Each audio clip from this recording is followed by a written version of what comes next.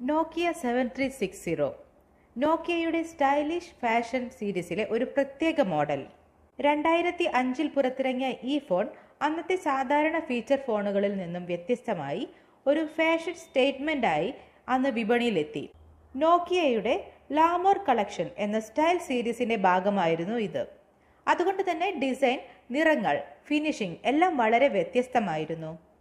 നോക്കിയ 7360 ഒരു candy bar design ഫോണാണ്. ഈ ഫോണിന് വെറും 92 ഗ്രാം മാത്രമാണ് വെയിറ്റ് ഉള്ളത്. ഈ ഡിവൈസ് കയ്യിൽ പിടിക്കുമ്പോൾ വളരെ ലൈറ്റ് വെയിറ്റ് ആയിട്ട് നമുക്ക് അനുഭവപ്പെടും.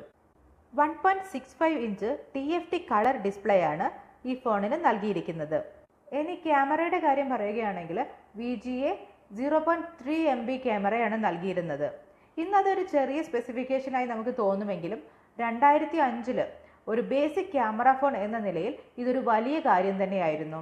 വീഡിയോ റെക്കോർഡിങ്ങും ഈ ഫോണിൽ സാധ്യമായിരുന്നു. മെമ്മറിയുടെ കാര്യത്തിൽ 4 MB ഇന്റേണൽ മെമ്മറി മാത്രമാണ് ഈ ഫോണിനുണ്ടായിരുന്നത്.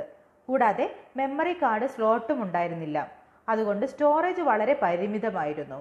എന്നിരുന്നാലും MP3 റിംഗ് ടോണുകളും FM റേഡിയോയും സപ്പോർട്ട് ചെയ്തിരുന്നു. GPRS, എഡ്ജ് എന്നിവ വഴി ഇന്റർനെറ്റ് ബ്രൗസിംഗും സാധ്യമായിരുന്നു. ബ്ലൂടൂത്ത് സപ്പോർട്ട് ഉണ്ടായിരുന്നത് കൊണ്ട് ഫയൽ ഷെയറിംഗ് ചെയ്യാനും സാധിച്ചു.